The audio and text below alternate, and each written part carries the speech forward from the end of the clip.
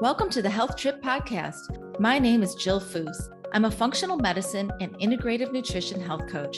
I created this podcast to bring you along as we travel down intriguing, science packed roads, debunking old medical paradigms and perusing new innovative therapies and modalities with the finest functional medicine doctors, practitioners, and like minded biohackers while living our best life. Enjoy the show. Hi, everyone, and welcome back to another episode on the Health Trip Podcast. Going through the menopause transition is challenging for most women, sifting through the overwhelming amount of books, news articles, social media influencers, pop-up speaker events, and retreats. Midlife women are trying their best to sift through the virtual noise about how to eat better, sleep better, lose fat and gain muscle mass better, manage stress better, orgasm better, figure out which supplements to take, and join a community of like-minded women so that you have a support system. All of the above are indeed parts of our unique health equation. The question is, how do we navigate this time in our lives feeling overwhelmed and confused by conflicting information so that we are healthier human beings in the long run? You're not alone in this topic. I too have felt the overwhelm in my own health journey. There's a lot of trial and error and good money spent on products, providers, or devices that didn't deliver up to their promises. My goal for you today is to walk away with some golden nuggets of evidence-based and practical strategies to help you navigate midlife and beyond. My guest today is Dr. Rachel Projednik, an international authority on nutrition, supplementation, and physical activity interventions for muscle physiology, performance, and recovery. She received her PhD from Tufts University, Friedman School of Nutrition and Science and Policy, and completed her postdoctoral training at Harvard Medical School at the Joslin Diabetes Center and Spaulding Rehabilitation Hospital. She has a faculty appointment at Stanford University and holds research appointments at the Institute of Lifestyle Medicine at Harvard Medical School and Edith Cowan University's Nutrition and Health Innovation Research Institute. She's received NIH research funding from the National Heart, Lung, and Blood Institute and the Vermont Biomedical Research Network, an NIH IDEA Network of Biomedical Research Excellence program. She currently serves on the Board of Governors for the American College of Sports Medicine, Exercise is Medicine Initiative. Dr. Projednik has been an active fitness professional for over 20 years as a nutrition educator and coach for Olympic, Division I sports, and tactical athletes. She has a passion for science, communication, and is regularly featured in outlets such as NPR, Sirius Doctor Radio, Time, The Wall Street Journal, Popular Science, Self, Shape, Women's Health, Forbes, and Runner's World. We are in good hands to receive the current science around optimizing our wellness. Just a quick medical disclaimer before we dive in. By listening to this podcast, you agree not to use this podcast as medical advice or to make any lifestyle changes to treat any medical condition in yourself or others. Consult your physician for any medical issues that you may be having. And this entire disclaimer also applies to any of my guests on my podcast. So sit back, open your mind, and let's dig in to optimizing our midlife journey. Hey, Rachel, welcome to the Health Trip Podcast. I am so thrilled to be here. Thank you so much for having me. Yeah, I am excited to get into it with you because you are the go-to person when it comes to breaking down myths about the science and the realities of women's optimization of their health and wellness. And it is really noisy out there, by the way. It is so noisy. Everybody literally, as I speak into my microphone, everybody literally has a microphone these days. And Yeah. so you do need to be really careful about where you're getting your information from. Yeah. So let's just get started here with so much conflicting information on nutrition and exercise and sleep and hormone health. How can just a regular midlife woman navigate her health journey with all this noise? How is she supposed to know what's real and what's not real? Well, I think the first thing is we really need to level set on how much we actually know. So this is a big problem in my field, in the science in general, is that women have been left out of the science Yeah. for the entire time that we have been doing scientific investigations. And so we are really behind in understanding all of the mechanisms that are actually happening with aging, with menopause in the body. We understand the basics, but what the implications are, especially in the modern day, are still being uncovered by scientists right now. A couple of the statistics that I guess I don't like to use, but I will use, is if you look, for example, on the data in muscle, in sports nutrition, in exercise physiology for women, only 6% of the studies are done in women alone. And it gets even worse. This is not my field of expertise, but when we look at brain research, so we look at neuroscience, only 0.5, let me say that again, 0.5% of the research is in women alone. So when women are going through this transition between peri and postmenopause, and they're like, why is my body changing? Why is my muscle getting smaller and my waist getting bigger? Why do I have brain fog? Why do I have all these mood swings and emotions that are happening to me? The unfortunate answer is science is behind on understanding that. And as a result, there's a giant vacuum that is being filled by people that are trying to, in most cases, I will offer very earnestly, Yeah. fill that gap of information. I don't think it's maligned. I don't think that people are trying to Yeah. spread mis and disinformation. We're just trying to figure it out. And so this is where we need to be really careful about where we're getting our information from, because a lot of people are just saying things that they think might be true or that they might be feeling and experiencing. And that's not invalidating that personal experience, but it might not be based in science. You bring up such a good point because, like, my mom, for example, she's in her 80s and she still reads magazines, and she'll read an article about something about, your heart health or a diet or whatever it is. And she'll send it to me and say, I'm going to buy that product.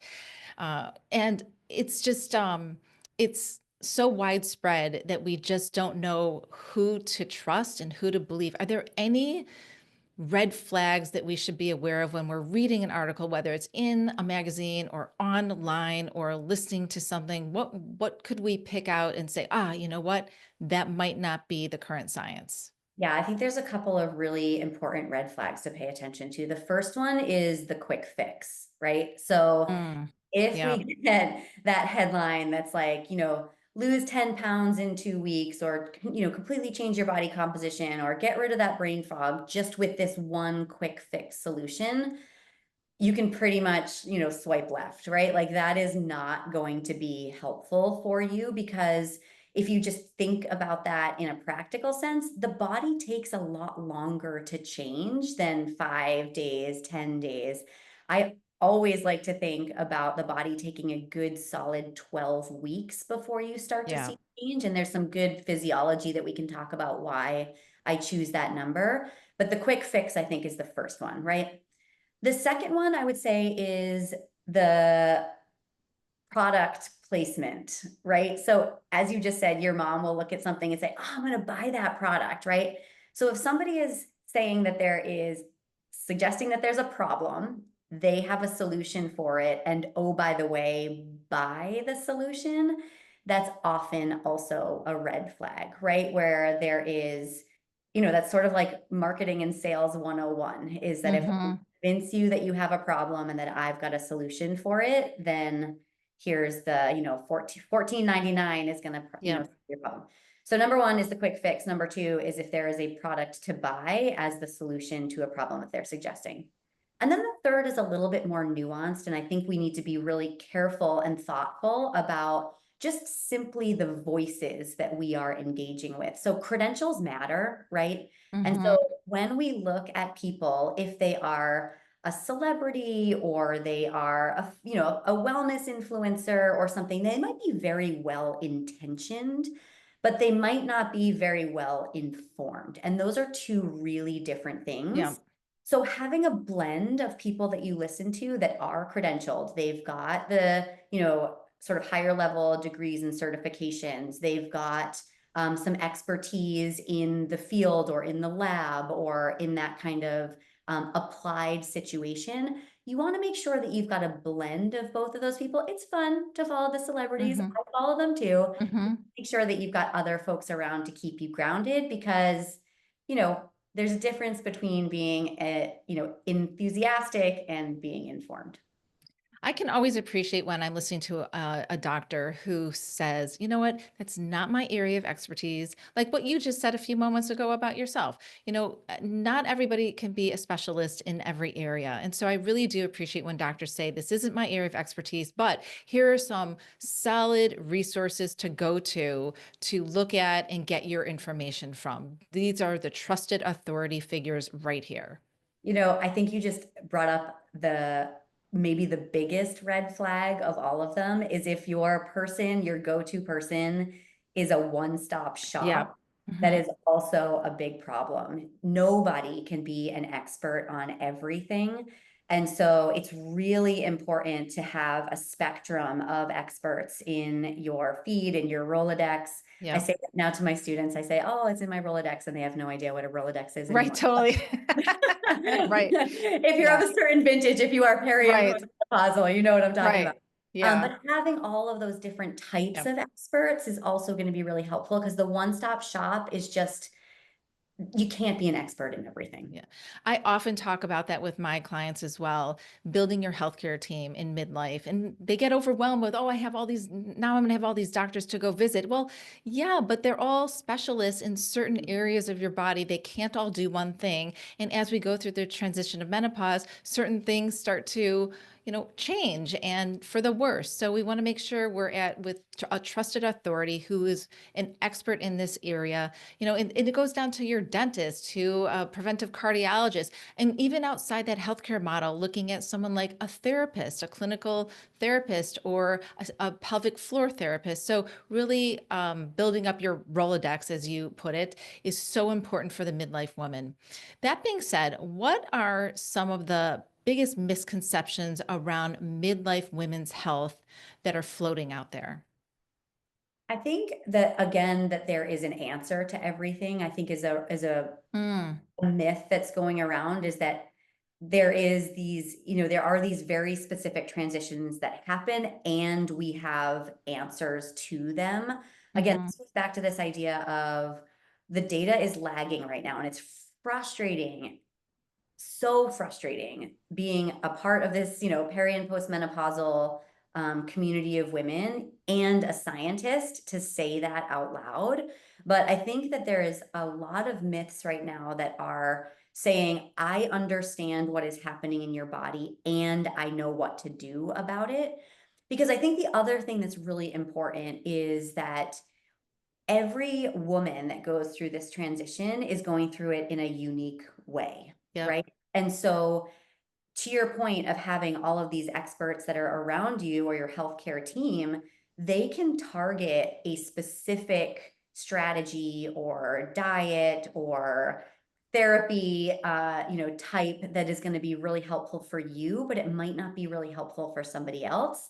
I mean, just think about it. When we look at peri and postmenopause, that's a range of somewhere around 10 to 15 Yep. years, where some women are going to start to transition through perimenopause early in their 40s, and some women aren't until their later 40s or early 50s. We can give you estimates. We know menopause on average happens between the ages of 51 and 52, but it's going to be really different person to person. So I think that's the biggest myth right now is that Yeah. there is an answer to every problem and that every answer applies to every woman. Yeah, absolutely. I always talk about everyone having a unique health equation. And by the way, when you're in postmenopause, that might start for me in my 50s and it's going to last until the day I die. So I'm going to be in postmenopause for a good another, 40 years. And being in my 50s is going to be a lot different than being in my 90s.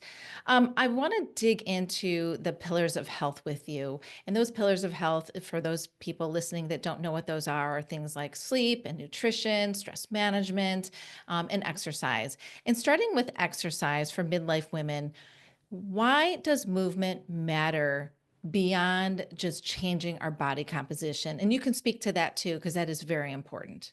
Yeah, I appreciate this so much. So, the tissue that I have studied for the last 20 years is muscle. And it was really interesting when I first got into this. Muscle was not really popular to study back in the day. When I really started going into health and human optimization and longevity and healthy aging research, everybody at the time was like, "You should be looking at the cardiovascular system." And I was like, I feel like something is going on with muscle, right? Mhm. And so fast forward 10 years, and we're realizing that muscle, minus maybe your brain, is truly the tissue of longevity. I'm biased, right? I am a muscle researcher, but I'm right. Muscle is so important, and it's so important for a variety of reasons. First of all, strength, right? So just overall being able to do the things that we do. But we also know that muscle is so critically important for metabolic health. It is your major sink of an organ for all of the fuels that are circulating around, the sugar, the fats, being able to burn those appropriately. We're also learning that muscle communicates to every other organ in your body. So, muscle is constantly talking to your brain, to your gut. We're finding out even more and more it's talking to adipose tissue, which is also a very highly communicative tissue. And so it's just really important as a regulatory organ in your body. Now, here's the thing for women that's really unfortunate. When we look at the data for muscle, what we see is that muscle really starts to decline as we age. And here's the startling fact is that for women, that decline typically starts in our 30s. Mhm. And what we tend to see is a loss of somewhere between 3 and 5% per decade of life. So by the time you get to perimenopause, you're 1 decade in after your 30s. By the time you get to postmenopause, you're 2 decades in. You are 10% on average Yeah. lower in muscle tissue than you were in your 30s. So that's going to be problematic for a lot of health reasons. It's going to be really problematic for cardiometabolic health. It's going to be really problematic for other metabolic diseases like insulin resistance, type 2 diabetes, these things that pop up oftentimes after menopause Yep. in greater numbers. And the other thing that's really problematic during this transition from pre to post menopause is we lose this little hormone that we know is so important called estrogen. And estrogen in females is an anabolic hormone, right? It is a hormone that is going to produce tissue building, bone, muscle, organ, connective tissue. And when that goes away, now we're postmenopausal, we're 10% down in skeletal muscle. And now we don't have this little estrogen helper to help build that muscle back up, which makes that building of this essential tissue of longevity even harder in postmenopausal years because you're already in a deficit oftentimes, and we don't have the hormone help that we once did. So it's really interesting that you're talking about the connection between estrogen fluctuations, decline, and loss of lean muscle mass. Because I always think of testosterone as being the hormone, which also converts to estrogen, but I always think of testosterone as being the hormone that is supporting our lean muscle mass and our bone health as well. 100%. So you know this, but I'm not sure that every woman does, and they always tend to be surprised, is that women have at any given time pre-menopause more Yeah. testosterone in their blood than they do estrogen, right? And so testosterone is going to convert into estrogen. This also happens in men, which is always surprising to men that they're like, wait, I have estrogen in my body. Yes, you Mhm. know? But what we see is that combination of both testosterone and estrogen in women is going to be really helpful for maintaining these lean tissues throughout our body. Yeah, and this is why for women who might not be good candidates for hormone or menopause therapy, the lifestyle, the exercise, the choices they make on that journey are really important for them. And we're going to talk about performance supplements a little bit later in the podcast to support all this. But let's dig in a little bit to the exercise because I have some questions from my community that they submitted. So, strength training versus cardio, finding the right balance. Is there a certain number that we should split that up? What does that look like? It's a great question. So there is two ways to answer this question. The first is, what does the science say as far as what's the sort of like optimal dose? And that's a little bit fuzzy right now, but I'll come back to that in a second. The other answer to this question is, what will you actually do? Right. And so these, I think, are two really important distinctions. Is I can give you all of the knowledge of exactly what these types of exercises will do, and I will. But the important thing is, will you actually do them? Does it fit into your life? Do you like Hmm. distance train? Do you like to do cardio? Because here's what we know: if I put my 30,000-foot professor hat on, is that any exercise is better than no exercise. And Mhm. so just simply getting and maintaining movement is step number one. So finding the thing that you love, and I will die on this hill, finding the thing that you love is going to be the most important thing because you'll keep doing it. Now, if I'm going to talk a little bit about what the science says as sort of the optimal level of what we want to be doing, remember just a moment ago, we were talking about how estrogen and by extension testosterone and this deficit of skeletal muscle that can happen post menopause can put women into a sort of hole, if you will. What we see is that resistance training is going to be one of the best ways that you can dig yourself out of that hole, because it's simply going to be an external stimulus that's going to grow that muscle, make it more robust, make it more metabolically active, and make sure that you are maintaining a certain amount or mass of that muscle as you age. As far as the dose is concerned, it seems to be that about 2 to 3 times a week is kind of like the minimal dose that we want people, women in this time frame, to be exercising in order to maintain and grow that skeletal muscle. The next question, however, is, what is the type of resistance training? And I think this is a question that a lot of people have: is, do we get into our bar classes and do our, little tiny weights until Mhm. we're shaking, or do we get under a big bar at a rack at our gym? Do we need to be doing that kind of exercise? And here's the really simple formula. When we look at muscle strength and muscle building, the key is to take that muscle to what we call volitional fatigue. So what that means is that you're taking that muscle to a point where you're probably able to do 2 or 3 more reps, but you're not going to. You're going to sort of stop before you injure yourself, because for anybody that's over 40 Mhm. knows, like, we look sideways and we can injure ourselves, right? Yeah. Oh, yeah. So what we want to do is we want to take that muscle to that just before that volitional fatigue. That's that sort of like shaking point where you're like, all right, I could probably do 2 or 3 more, but this can manifest itself in a couple of different ways.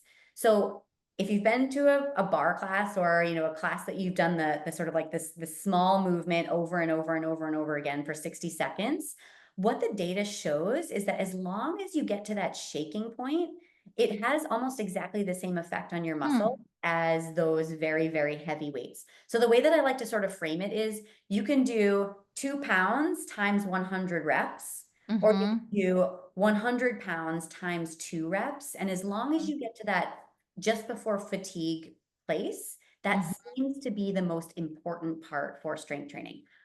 Which Hmm. goes back to my first point, which is, do you love to go to bar, or do you love to get under a bar? Yeah. Right? So these two things can be very useful in this space, as long as you remember that the goal is to try to get to that sort of shaking point right before you feel like your form is starting to break down 2 or 3 times a week. That seems to be the sweet spot right there. So it's not necessarily the type of exercise, but it's the actual exertion itself. So that's with strength training. So let me come back to aerobic training.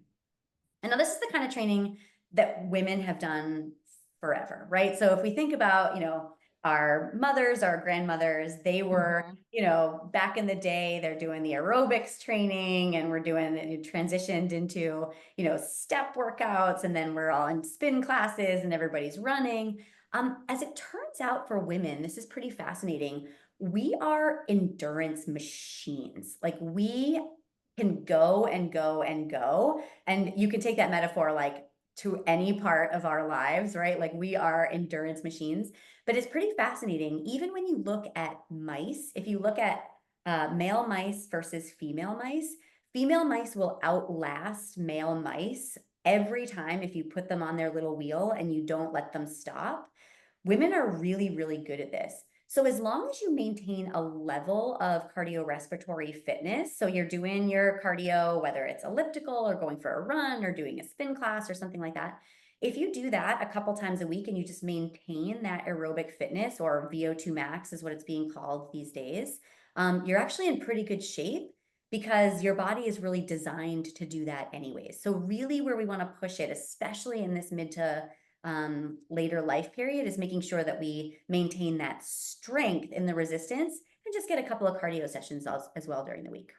It's really interesting what you're saying about the cardio because I've always thought from reading that HIIT training and that the speed interval training was the most important form of cardio for women to get that stimulus, especially if someone's on a fat loss journey.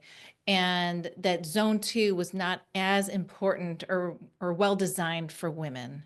Yeah, so I think, and I could probably like point out exactly where you're getting that information from.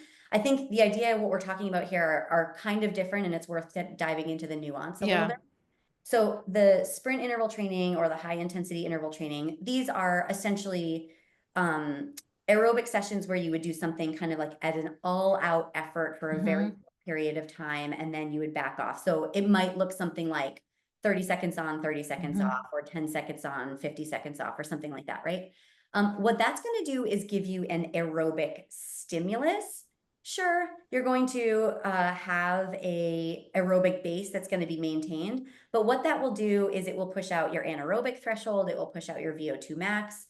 It will make it higher at the end of the day, right? Which for women is you're going to end up, just because of the way that we operate, you're going to end up kind of on that higher end of the zone anyways.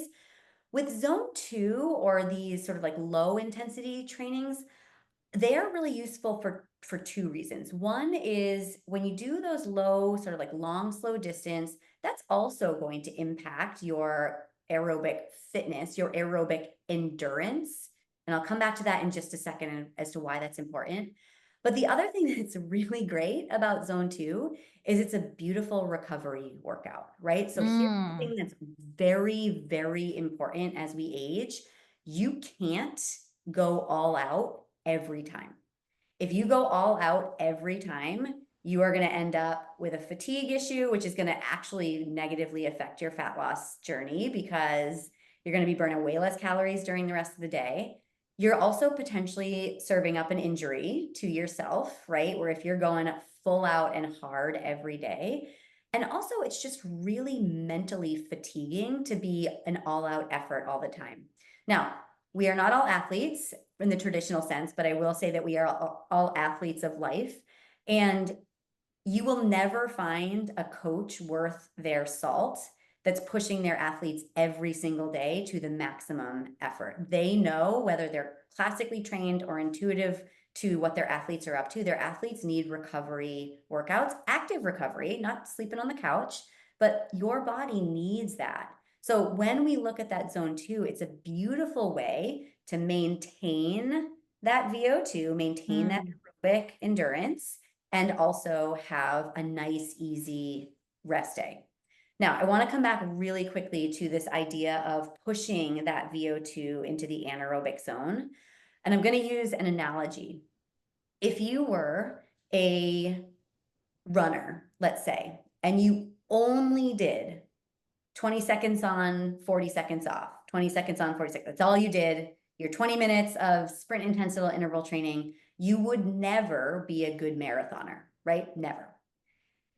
If you only did long, slow distance forever and ever and ever, you would never be a good sprinter. So what we want to think about with exercise is combining resistance training, a little bit of sprint training, and recovery so that we have flexibility in our body to do the things that we love to do every day.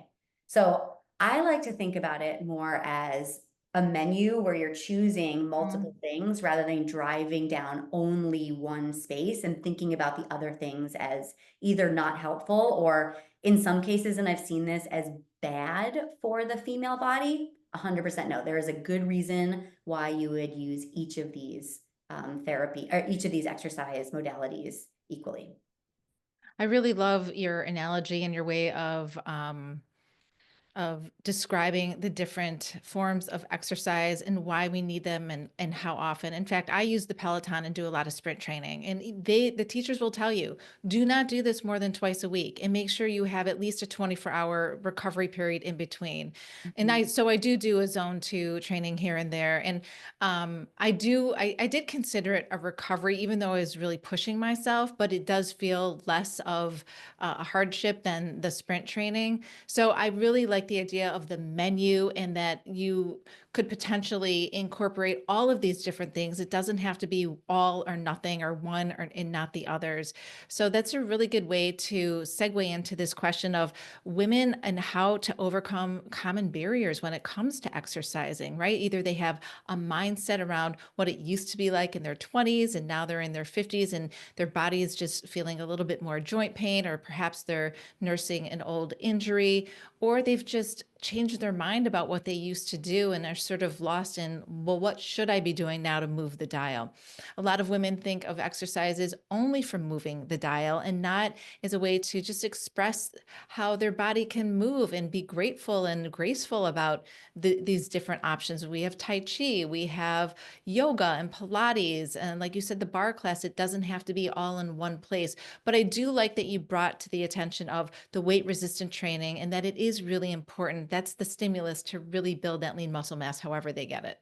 Yeah.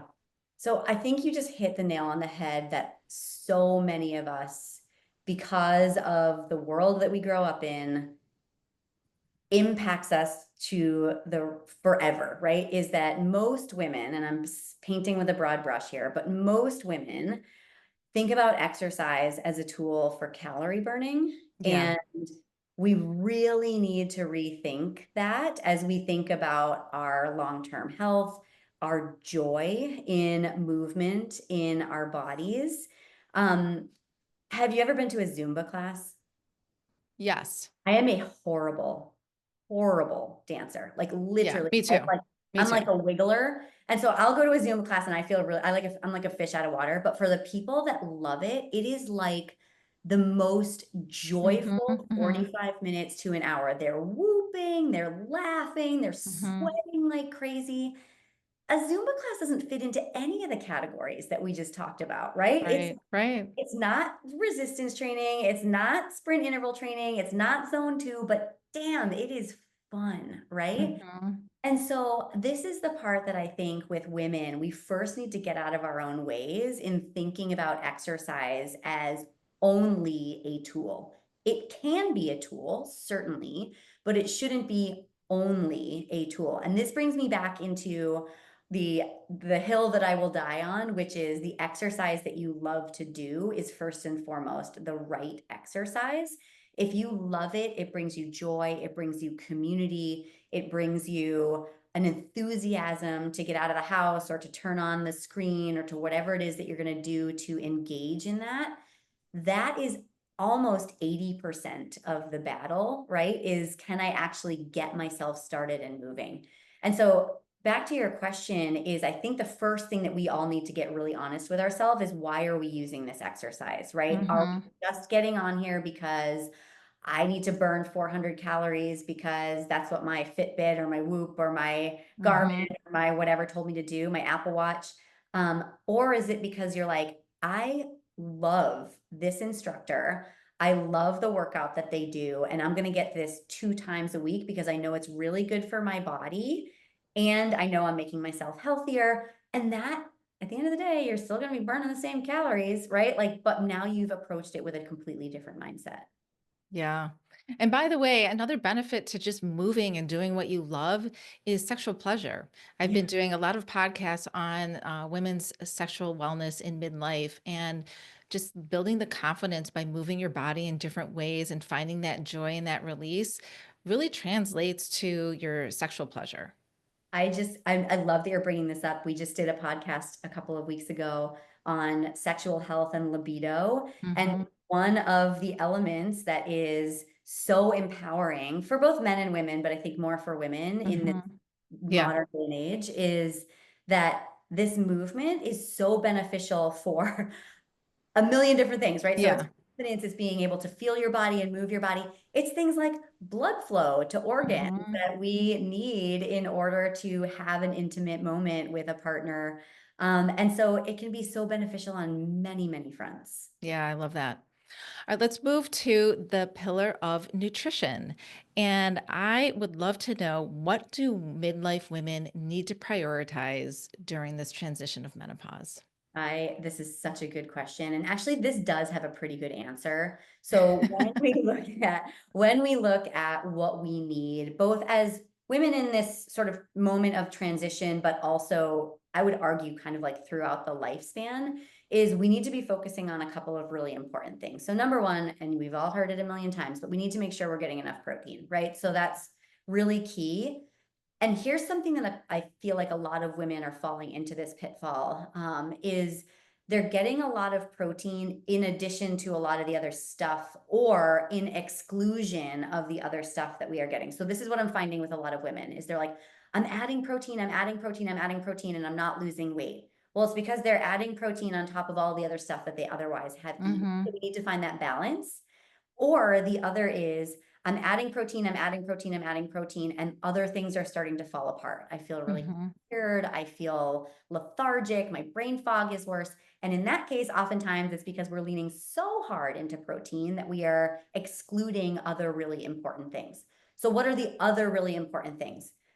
Second to protein is going to be fiber.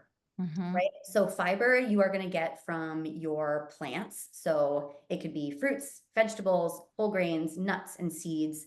These are going to be critically important for two very essential reasons. Number one, they're going to help to control metabolic health. So glucose regulation, right? Which we know starts to go sideways post menopause. And what they also do is they're going to feed all of that bacteria that is in your gut that we are Yeah. recognizing is so important for health. So, fun fact, human beings do not have an enzyme that breaks down fiber. So, when you eat fiber, it travels intact through your system and it travels to those little bugs that live in your gut, and that is their main fuel. We're going to talk about supplements in just a second, but I think you're going to be surprised to hear that probiotics are not on my top supplement list, Hmm. because what we're recognizing in the literature is that everybody has a different bacterial signature in their Yeah. body. And if you feed those bacteria with the fiber, they will work it out themselves. So the good bacteria will start to grow and they will start to overcome those bad bacteria. So now you're feeling pretty good. You've got two nutrients on board, protein and fiber from your plants that are going to be nice and satiating. You're feeling full. Your muscles are really happy because they're getting what they need. Your bugs are really happy because they're getting what they need. Then the last thing that's really important that is also essential. And when we say essential in nutrition, what it means is you must eat it because your body can't make it, are unsaturated fats, specifically the omega 3s. So these traditionally, when we look at food, are going to come from fish. Almost nobody eats enough fish to get the required omega 3s during the day. So we can talk about supplements in just a second, but we need to make sure that we are getting this unsaturated fat, these omega 3s, because they are critical now for brain health, for Yeah. cardiovascular health. And so if you can get these three things in abundance in your diet, protein, fiber, and a source of essential omega 3s, you're going to be in a really, really good place. Yeah, that's a great stack. I want to just circle back to protein and ask you a couple questions there. What is the optimal amount of protein a midlife woman should eat? And is there an equation that she can use to make it easy to figure out for herself? This is the like, you can actually like see people's like thought bubbles trying to do Totally. calculation of protein. So I'll tell you the official party line of protein is that you want for midlife and beyond, we're looking for somewhere between 1.2 to 1.6 grams per kilogram of body weight per day, which like people are already like tuned out, right? Yeah, totally. Gone. So you might have heard recently that we want to get 100 grams of protein per day, right? That's kind of like this the new Base. standard that we are Mhm. telling people. Where that actually comes from, interestingly, and you're going to have to do some mental math on this one, is the upper limit of muscle protein synthesis seems to balance out at 2.2 grams per kilo of body weight of protein. So if you do the mental math, there's 2.2 kilos in a pound. They cancel each other out. Go back to your, algebra class back in the day where we had to cross out all of the, Mhm. the equations. What that turns into is 1 gram per pound. Here's the thing with that. It's a good goal, but it is a lot of protein, right? So that 100 grams of protein is for somebody that is very small. You can't see me through the screen, but I'm pretty tiny. I'm like 5 feet, although it says 5'1" on my license. Don't tell anybody. That's going to be a ton of food during the day, right? So we can talk about how to get extra protein in with some supplementation strategies. But what I typically like to tell people is to open that range up a little bit and say, if you can get somewhere between 80 and 100 grams per Mhm. day, you're doing really good. Yeah, I would agree. I think that's a great place to start. What I often do is have my clients just track for a week. Not, Mhm. you don't have to track every morsel of food you're eating, just track your protein and Mhm. see what are you eating. And oftentimes it's very eye-opening. They might be somewhere between like 40 and 50 grams of protein a day, which we know is not sufficient. Mhm. Especially as we age, we need more protein. Our body just doesn't use it the same way. So I like your 80 to 100 gram goal. I would like to say, for someone like myself or anyone listening who's already building a really strong base of lean muscle mass, which I have done since I've been 16, I can handle about 120 grams of protein a day. My body's used to it, but guess what? It doesn't happen overnight. There are some strategies that we have to put into place if that's something that you want to do is slowly increase your protein. And I'm curious to hear from you. What are some strategies you would recommend? Yeah, I think the first one that you just called out is really important is know where you're at right Yeah, the now. Right? tracking. Yeah, the sort of, it's interesting in the nutrition world, everybody likes to say, and I'm talking about the nutrition science world, oh, everybody's getting enough protein. And if you look at the science, on average, the human population in the United States is getting enough protein. If you look at women, they are often not, Yeah. right? And so what we need to do is first figure out where you are and where your protein sources are coming from. So one thing that I have found with working with a lot of people is they just don't understand what is protein? Like, where does it actually come from? And how much is in each of my servings of food? So, a little education on where you are and where your protein is coming from, I think, is step number one. From there, you can start to think about, okay, what other sources of protein are out there that I can incorporate into my diet, right? And so, one thing I mentioned just a moment ago is that, fiber is super important. And we often think about plants, fruits, vegetables, nuts, and seeds. That they are going to be rich carbohydrate sources, they're going to be fiber sources, but they're also pretty rich protein sources. Hmm. If we think about amino acids, it's, the science behind it is the way that that little nitrogen gets fixed to those amino acids that make up our protein actually comes from soils in plants to start out, right? So it gets incorporated into the plants. The chicken, the cow, the pig eats the plant, it incorporates it into the muscle, and then we eat the muscle. So we are going to get more abundant sources from our meat, dairy products, but there also is a pretty significant amount of protein in our carbohydrate, specifically our grain and fruits and vegetable sources as well. So understanding where it comes from and where your sources are, and then slowly adding in these high protein sources can be really helpful. And I say slowly on purpose because protein is very satiating. And if Yes. you're if Yes. you're if you're got if you're up to 120 grams, you are very keenly understanding that like when you eat a lot of protein, it can be very filling. And so maybe this leads into our supplementation conversation, but I Mm-hmm. like protein supplements for women Yeah. because I feel like it's just challenging to get enough food. Again, back to what we were just talking about, to get enough protein, enough Mm-hmm. fruits, vegetables, whole grains, nuts, and seeds, enough sources of omega-3s. It just ends up being a lot of food at the end of the day. So Yep. I really like having a protein supplement, be it a shake or a bar, or I saw somebody sent me a new coffee that has protein in it as well. So I really like those added sources. And we might want to talk about protein quality and what kinds of supplementation sources are actually better for you than others.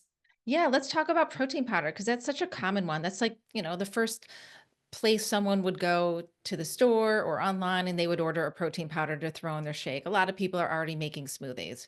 Yep. So, yeah, let's start with protein powder.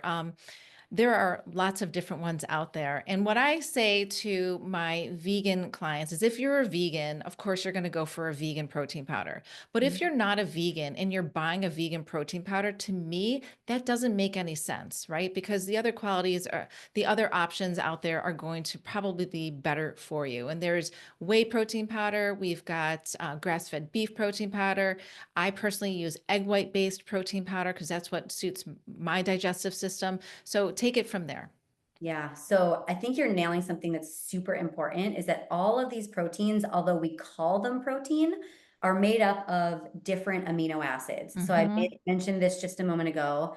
There are 20 amino acids. These are the little building blocks that make protein, and 9 of them are what we consider essential. You might remember just a moment ago, I said that unsaturated fat was essential. And again, what this means in nutrition is you must eat it because your body cannot make it. So these 9 essential amino acids are the ones that you really, really, really want to hone in on when you're looking at a protein powder. The protein powder that is most abundant in these essential amino acids has traditionally been whey.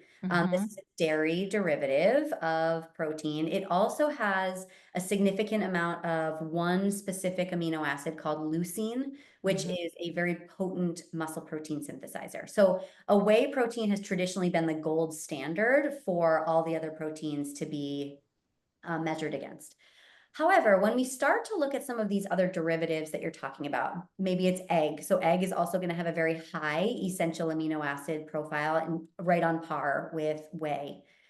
When we look at some of the others, and I'm talking more about some of the vegetarian or the vegan proteins, they're getting really interesting. So you actually have to turn them over and look at the label itself, because what they're starting to figure out is that you can concentrate the vegetarian and the vegan proteins in a way that the amino acids look like whey, even Hmm. if the actual source is soy or pea or another vegan source.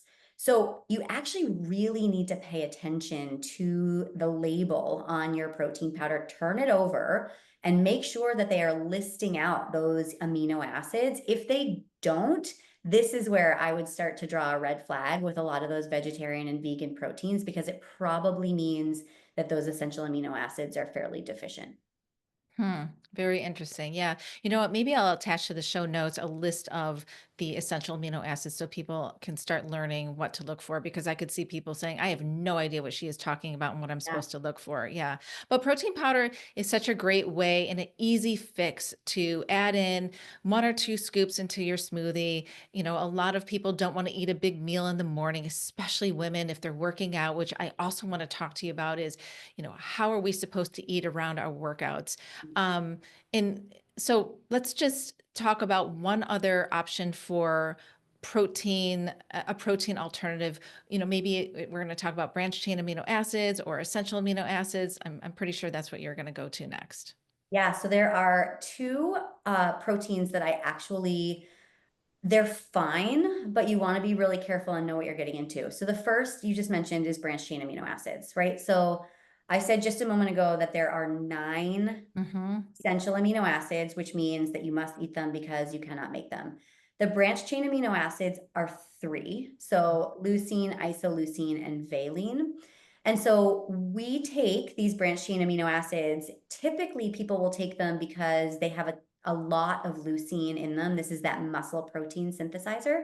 Here's the problem with branched chain amino acids, and it comes back to this idea of crowding out things that you need. If you're using a branched chain amino acid, you're only getting 3 of the 9, right? If you use a whey, it's the same scoop, it's the same total amount of protein, but now you're getting those additional 6 essential amino acids. So you're really kind of shortchanging yourself with something like a branched chain amino acid, unless, this is really important, you're already really sure that your protein requirements are bang on. You've got 100% of all of your essential amino acids.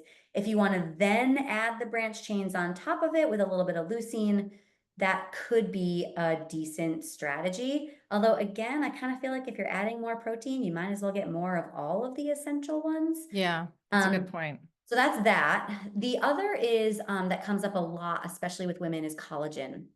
Um, so collagen is a really interesting protein that has very, very, very mixed data in the literature. So collagen is actually made up of 3 or 4, depending on what the type of collagen that you buy is, non-essential amino acids. So these are amino acids that your body can use and to make itself.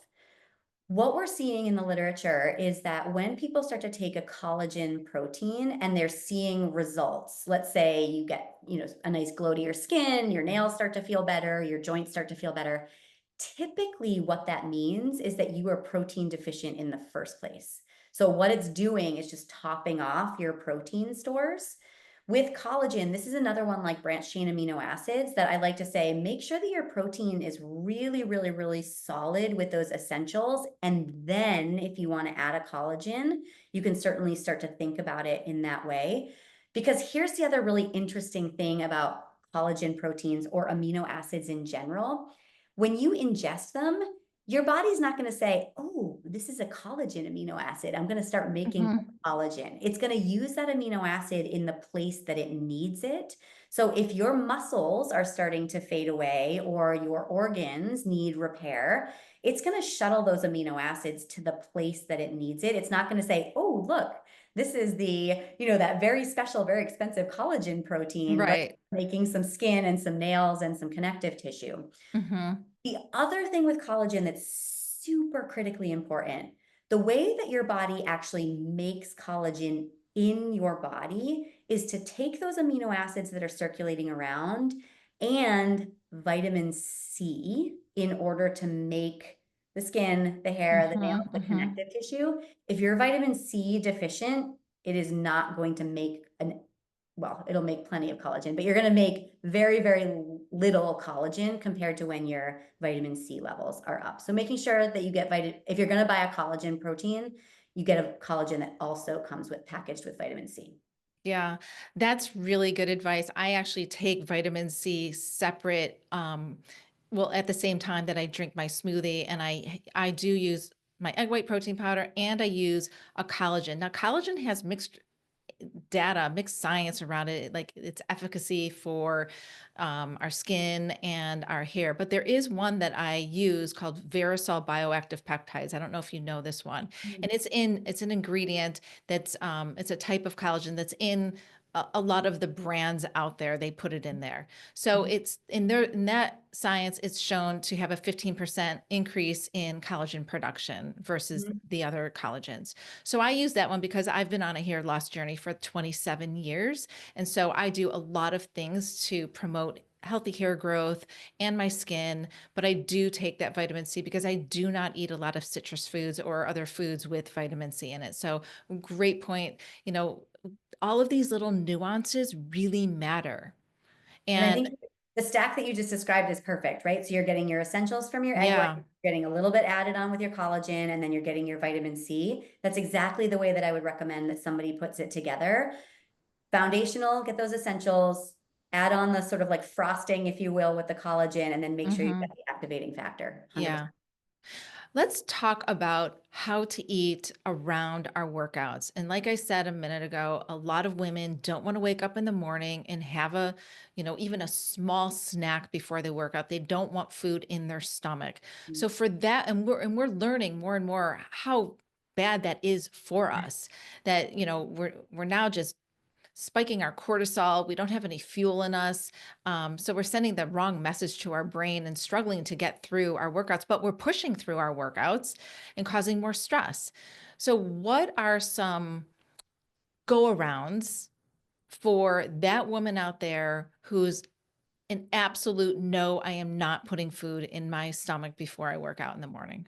Yeah, it used to be, it was interesting. It used to be that we used to say it kind of didn't matter, right? And again, this is like women's data versus like men's data. Mm-hmm. But we would say, however you feel best doing your workout, right? So for some people, having something in their stomach, just physically in their stomach, would impair their workout output, right? Because they're just like, oh, I feel gross. I can't actually get into a groove, or I can't get what I'm doing. And that still holds true to some extent, right? So we want to make sure that you are physically and mentally in a place where you are able to put that output out. That's going to be really important.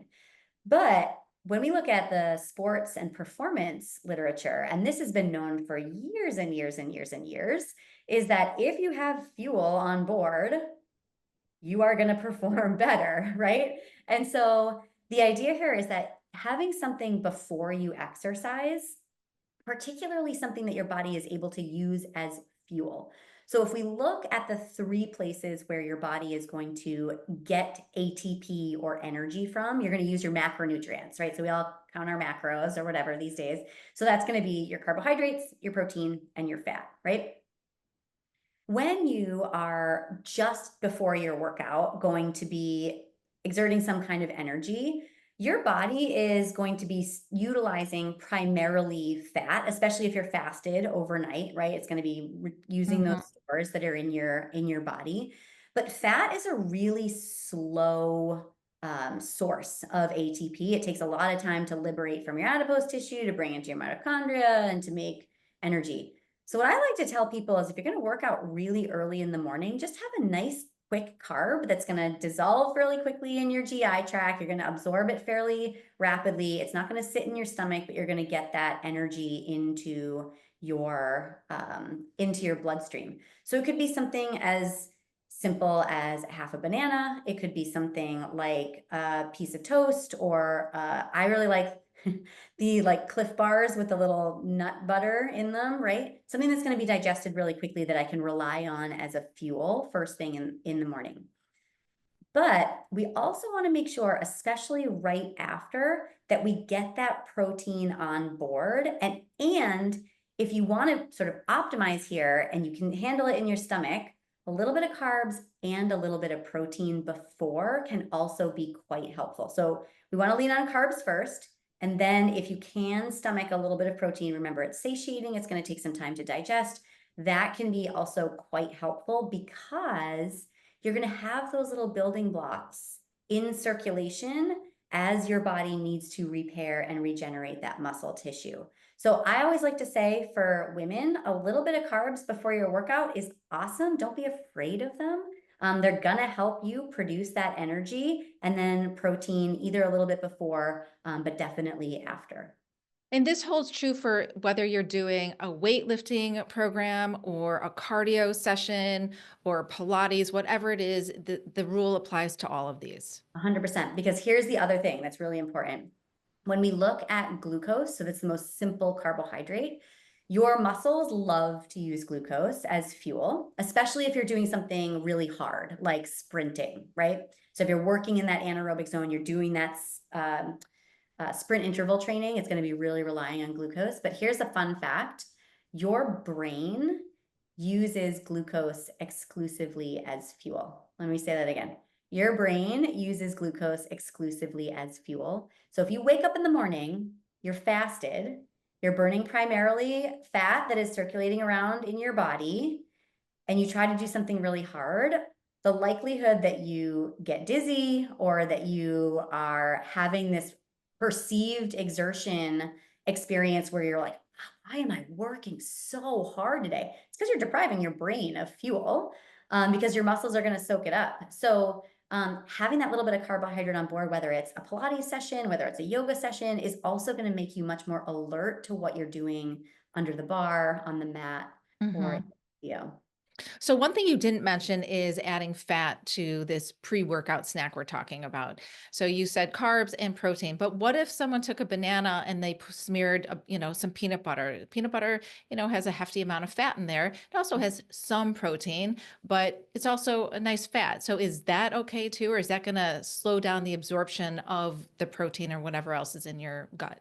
No, you can certainly take a little bit of fat in. I wouldn't take a lot because it's going Okay. to be just slow to absorb. It's going to take a while to get into your system. So it's going to sort of sit in your GI tract. Same with the protein. It just takes a while to digest and absorb.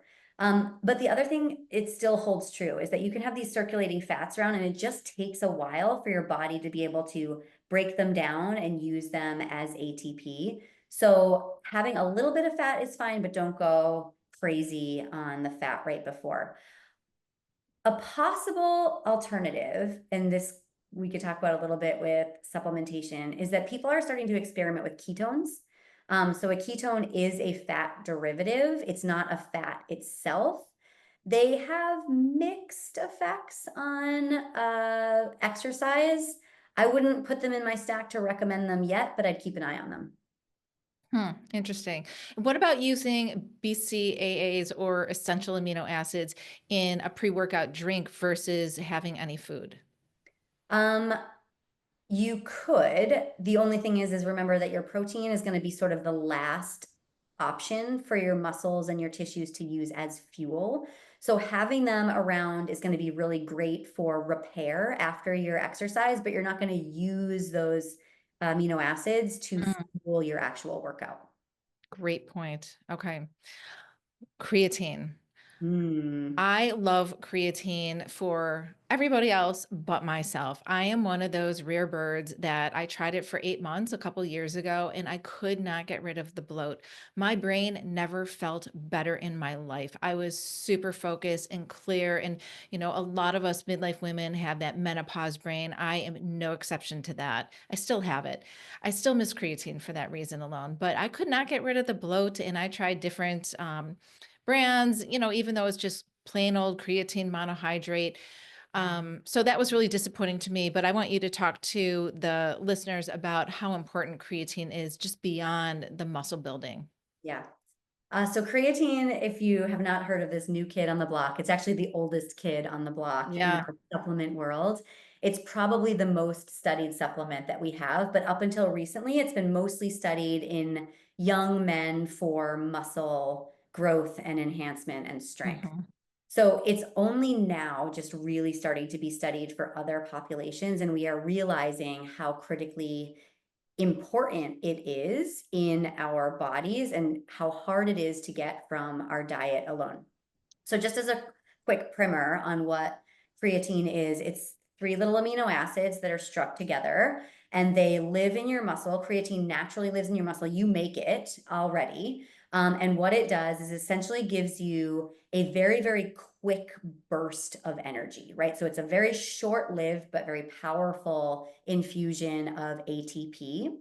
And so, what we can do with supplementation is we can essentially supercharge those stores so that we have more around and on board. So, traditionally, as you mentioned, it's been really important for muscle growth, hypertrophy, power, because essentially what it does, it gives you just enough more energy that you can add 2 pounds to your bar or do one more rep, Mhm. which eventually will make you stronger. What we're now realizing is that phosphocreatine, which is the muscle that the part that's stored in your muscle, is not only in your muscle, but also in your brain and in so many other tissues. And that's only sort of a recent discovery that how concentrated it is in these other tissues, but how utilized and essential it is. So some interesting facts for women is that women on average have less phosphocreatine in their muscles than men, Yep. just across the board. We also see that as you age, your phosphocreatine stores start to decline, and this happens in both men and women. So you Mhm. think about a peri and a postmenopausal woman, and you've got the perfect storm of Mhm. already lower stores and also declining with age. So when you take a a creatine supplement, what we're doing is just recharging what was naturally there when you were younger so that you're feeling like your muscles are more usable, they're more efficient, they're stronger. You might get a little bit more strength with it. But what you're describing as far as the brain is concerned is what so many women are starting to recognize and realize is, yikes, this diminishment of phosphocreatine through the years has been affecting my concentration, my mental clarity, my brain fog. And so when people start to take creatine, they really do notice in their muscles for sure, but also what we're hearing more and more from women. And as the literature starts to evolve, we are showing more and more in the data that it can be really helpful for the brain and for mental health. Now, you mentioned something else that's really important, and I think this is true for any supplement, and it goes back to the idea of there is no right answer for everybody, right? So yes, I can tell you exactly what creatine does, and you experienced how wonderful it is on your brain. And there was another organ in your body that was like, this is not Yeah. working for me. So the bloat, maybe it was a stomach bloat, I don't know exactly, but Yeah. Stomach bloat. yeah. So it could be stomach bloat, it can be as we infuse this creatine into our muscles, it will bring water with it. So Mhm. your muscles will become sort of hyperhydrated, which for many women can be very nerve-wracking because oftentimes the number on the scale will go up Absolutely. or Yep. two. And so what we see is these two outcomes. Now, what I would say is, and it sounds like you did this over an 8-month period, and you just decided it wasn't the right supplement for you, is that there are ways that you can experiment with creatine. So creatine comes in many different flavors and many different types of administrations. So when we look at creatine, it's creatine monophosphate, creatine monohydrate, excuse me, and it traditionally came in a powder form, right? So you would put this in a smoothie, or hardcore people Yeah. just put it in That's water. what I used.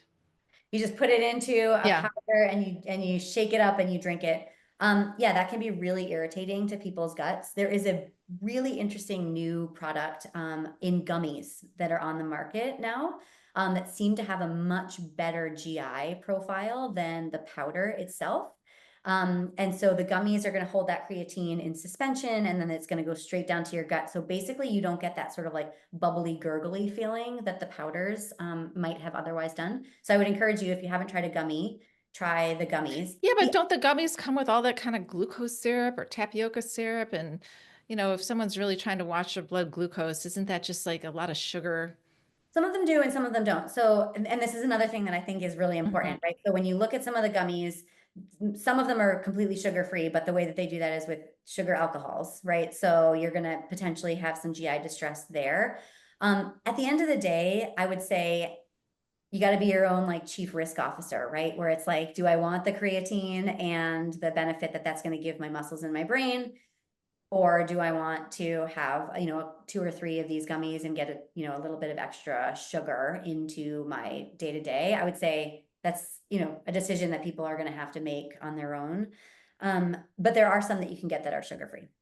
I'll have to get a list from you and add that to the show I'll, notes. I'll send you So some. that, yeah. Um, we're almost at the end of our podcast time, but I don't want to skip over sleep because sleep is the essential nutrient to everybody's health equation, and how we get there also looks very different.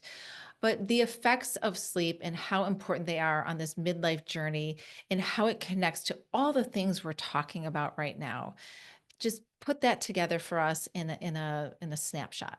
Yeah.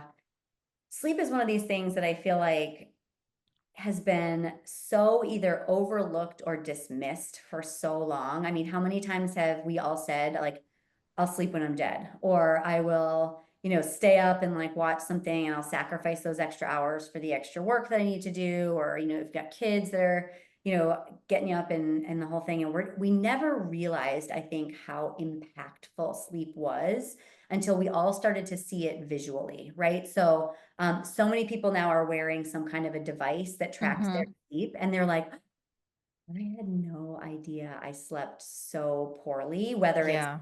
total minutes of the night or getting into those very specific sleep cycles of the deep sleep, of the REM sleep. And so I think now we are all kind of having a little reckoning with ourselves. It's like, oh, yikes, I actually have been, for whether intentional or not, I have been sacrificing sleep.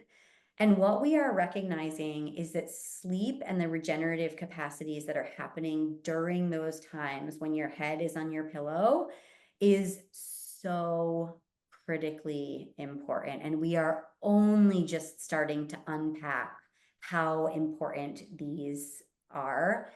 And, things like you're looking at your HRV, looking at your sleep cycles, looking at your cortisol curves, looking at your melatonin curves, we're all starting to realize that day-to-day life that we have been living has been so detrimental to Yeah. our sleep. When we look at mice and rats, if you deprive them of sleep for a couple of days, they get really disoriented. They start to, pat the way that they do this is very cruel, but they do it, is they put the mouse in like a little pond. It's like a little lab pond, and they put it on like a little rock in the middle so that if it falls off, because it falls asleep, it wakes itself back up. And what they realize is that after a couple of days, the mouse gets really disoriented. We see some really, traumatic metabolic disturbances, brainwave disturbances, but that mouse will actually die if you sleep deprive it for, weeks, just a couple of weeks. It will be a mouse that would normally live for 3 to 4 years will die very quickly. And so we're using these mouse models to understand exactly what is going on in our brains, because it's really hard to biopsy a Yeah. human brain and to really look at what's going on there. And so what we're recognizing is things like growth hormone, hormonal regulation, the changes that happen, again, peri to postmenopausal, things like cortisol. All of these things are so affected with sleep. I'll tell you a really interesting story. I was on a call the other day with a bunch of really cool faculty that study sleep out here on the West Coast. And this is what I'm coming back to, this idea of there's not a lot of data in women in this sort of like cohort of literature that we have. He said, it's really interesting. I have been reading cortisol curves for my entire career. And a cortisol curve, for those people that don't know, your cortisol, which is the stress hormone, is circadian, right? So when you wake up in the morning, it's going to spike up and it's going to slowly go down during the day. It's very normal to have high cortisol in the morning and then it comes back down. In fact, it's very abnormal if your cortisol doesn't go up in the morning. So we want to see that beautiful. Right. So what we see is that if you study women that are young, so under the age of 30, they have, unless something is going on, they've got, pretty normal, beautiful curves. Interestingly, postmenopausal women also have really normal curves. They're slightly more depressed than the 30-year-old women are slightly more depressed than the postmenopausal, meaning their cortisol levels are lower when you're younger. But they're pretty normally shaped, right? And he's like, I brought a bunch of women into my lab that were between the ages of 40 and 50, because we're doing this study on perimenopausal women. And he was like, I have read 1,000,000 cortisol curves in my life, 1,000,000, easily. Premenopause, postmenopause. He's like, there is something wild going on between the ages of 40 and 50 with these cortisol curves.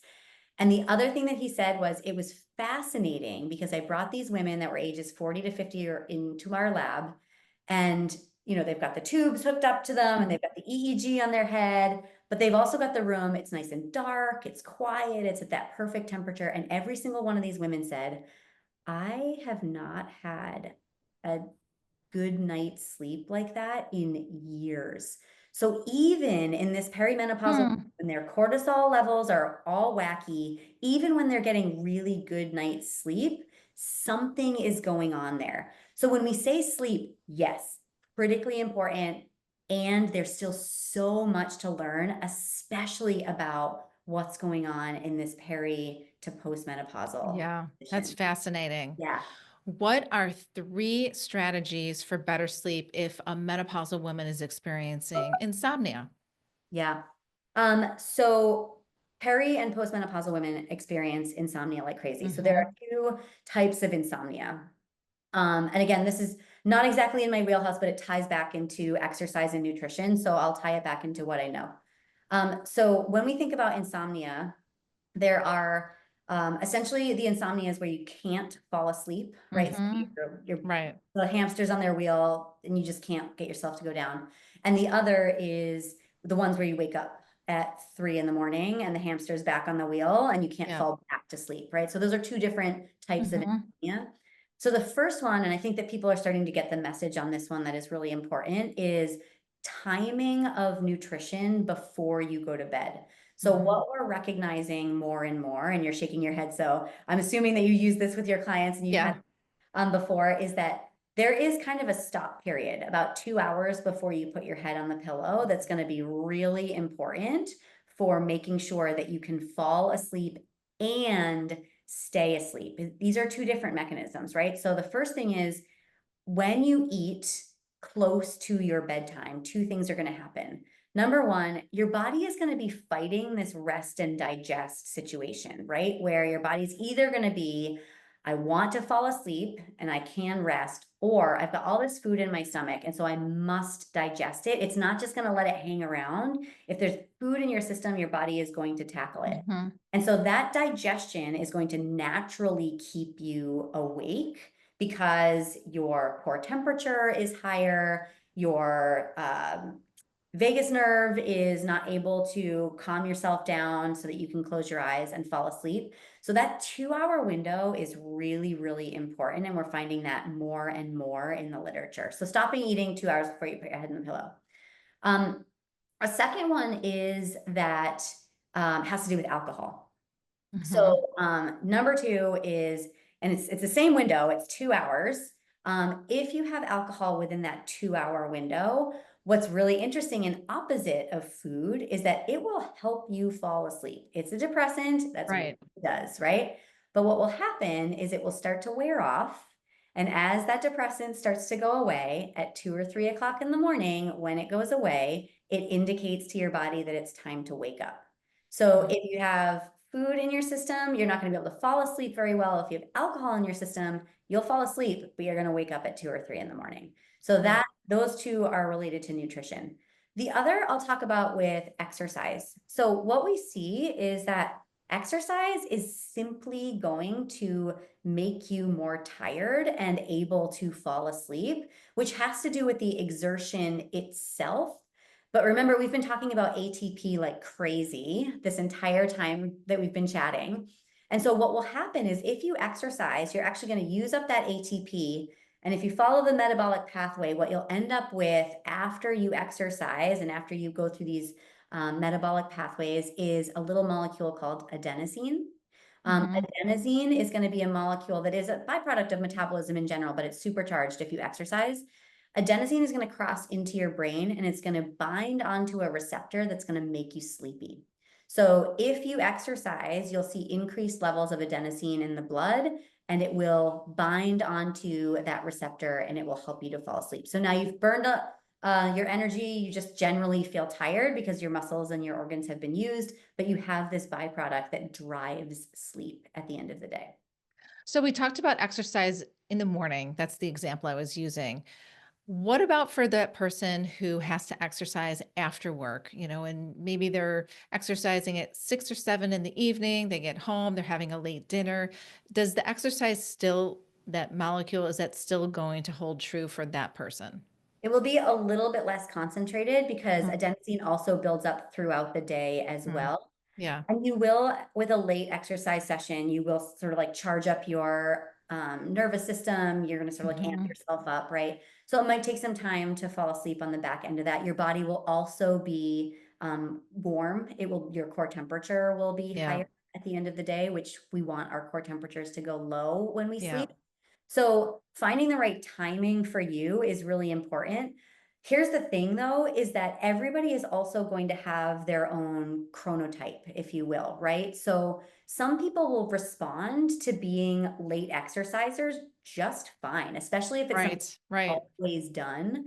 And some people will respond to be morning exercisers just fine. So I think I would also encourage people with exercise to figure out what part of the day is beneficial for you. And again, this comes right back to there's no one size fits all Yeah. answer. So, and I will also double tap into the exercise that works for you is the best exercise. So if you can Yeah. only do it at night, um, that's just kind of life sometimes. Yeah.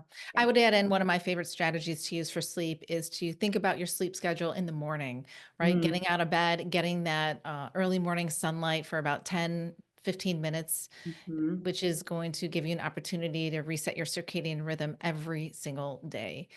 So Uh, fun fact that yeah. getting that blue light, that sunshine in is Yeah. actually it breaks apart that bonding between the adenosine molecule and the receptor. It makes Oh, you feel really alert, which is why you don't want blue light toward the end of the day because the same thing. right. Yeah. Right. Very interesting. Cool fact. Well, Yeah. Rachel, wow, what an amazing conversation. So many golden nuggets for this community to take home and put into practical use. Nothing was too far-fetched. These are all things that we're hearing and listening to. You just gave us a really fine-tuned, evidence-based reason for why these things are happening, which I appreciate so much from you. Well, I so appreciate you bringing this information to a group of us, a group of women that are looking for really good answers because they're hard to come by. And so hopefully you and I can be on each other's Rolodex of experts. Absolutely. So tell us a little bit about where we can find you. Sure. So I am at Rachel Pajednik. So it's kind of a funny spelling, but if you just sort of Google it out, you'll find Oh, me. I'll put it in the notes for everyone. Perfect. So I'm at Yeah. Rachel Pajednik in Instagram and on Threads are kind of where I'm most active. And I like to do a lot of science communication around exercise, nutrition, human performance, specifically for women. And you can also find me at rachelpajednik.com. If you want to learn more, I have some courses available for trainers and for coaches. They are actually approved for CEUs for trainers and NBHWC coaches at strongprocess.com. Oh, that's awesome. I lead two groups of health coaches. One's national, and we're all a bunch of health coaches that work with midlife women. And then the other one is Chicago based. So I'm absolutely going to bring this because we're always looking for cool courses to take for our continuing education units. Amazing. Yeah, we've got five Yeah. or six of them up and there's more to come. So would Yeah. love to see what. Wonderful. That's great to know. Well, thank you so much again for joining me. And everyone, thank you so much for tuning in. Thank you for joining me. I hope you enjoyed the podcast. Lifestyle changes can be hard and overwhelming to make. By building your support team of functional medicine doctors, therapists, and health coaches, you can reach your optimal health goals. Be sure to check out my other podcasts. Until we meet again, stay healthy.